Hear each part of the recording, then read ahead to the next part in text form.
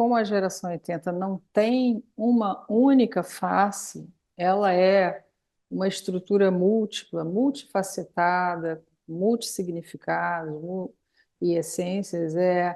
Isso é o retrato da própria contemporaneidade. Então, cada artista ali é um mundo, é um universo.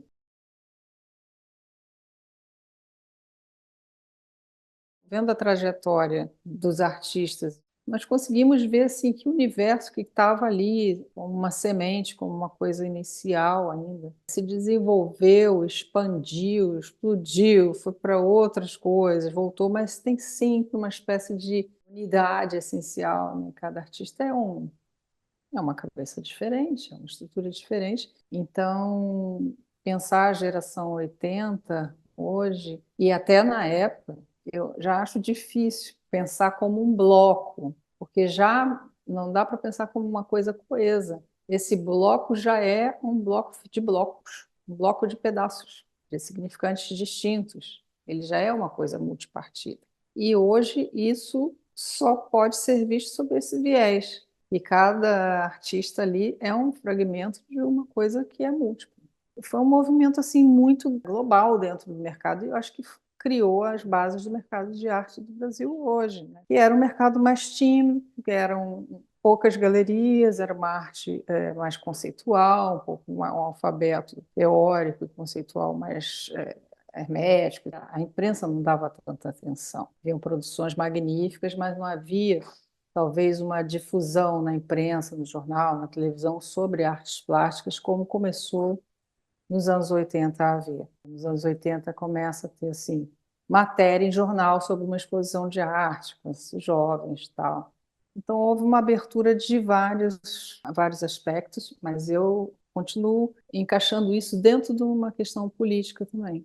Porque esse sentimento de uma redemocratização, de que vai haver alguma coisa que é nova e vai despontar uma nova cultura, uma nova ação política e tal, a juventude, isso está no espírito da época. Isso atinge a imprensa, o mercado de arte, a crítica de arte, vindo das obras dos artistas. Então, eu entrei pela gravura, me apaixonei e mergulhei na produção de gravura, de litografias. Comecei a ganhar prêmios de gravura com 19 anos, ganhei o primeiro, o segundo, o terceiro. O ambiente da gravura na Belas Artes era o mais dinâmico, era o mais antenado com as coisas, as questões mais contemporâneas. Depois de me formar em 83, eu fui fazer o MAN. O MAN tinha um setor de cursos maravilhoso. Eu tenho muito carinho por essa época, mas principalmente porque no MAN é que eu tive contato com a arte contemporânea e tive contato com a arte brasileira, com o neoconcretismo. Eu passei a ver as exposições e aquilo fez assim com a minha cabeça. E nesse momento de virada que eu comecei a questionar toda aquela minha formação muito figurativa, muito acadêmica e tal, eu me encontrei assim diante da abstração geométrica absolutamente encantada com ela e com o neoconcretismo, com as questões de cores, experiência sensorial. Eu, como tinha essa pesquisa muito mais ligada a uma geometria, eu confesso que na época que começa a surgir assim uma coisa da pintura, do gesto, da matéria, eu me sentia fora, né, como se eu fosse um peixe fora da água. Mas eu estava fazendo pintura também, só que era uma pintura diferente. Havia também um contexto de época, assim, né? O expressionismo, transvanguarda, aquele Bonito Oliva, que traziam essas questões da pintura. A pintura tinha uma expressão, uma carga material, havia uma coisa de depositar ideias indireto na tela, né? Sem passar por uma análise ou por um pré-projeto assim muito claro, assim, uma coisa da expressão muito intensa. E apesar de eu ter um outro viés naquele momento, que eu estava muito interessada numa geometria, né? Mas eu estava interessada na pintura, por esse viés geométrico, entender as possibilidades da pintura fora de um suporte convencional e tal.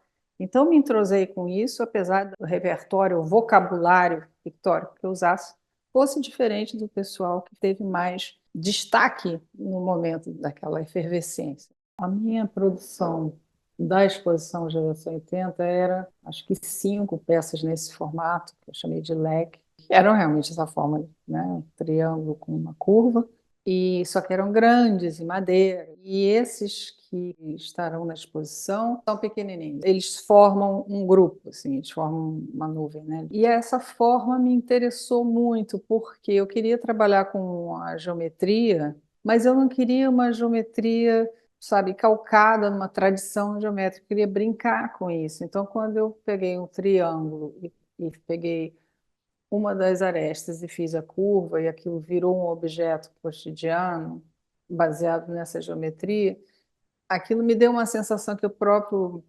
objeto leque, né, ele tem a ideia de movimento, né? Ele é usado com movimento. Então, essa ideia dele se movimentando no espaço, sendo colocado em diversas alturas e tal, formando um conjunto, me interessou. E uma coisa que já despontava ali era essa questão de que a pintura se relacionaria com a parede, com o espaço da parede, trabalhando fora do formato tradicional, retangular, histórico, mas sendo pintura recortada, ela já se aproxima à ideia de objeto de escultura e a parede vira o ambiente, né, desses trabalhos. Então, a arquitetura é um pouco que entra no trabalho em diálogo, faz parte, está ali, interage com naquelas relações de proximidade que os objetos fazem.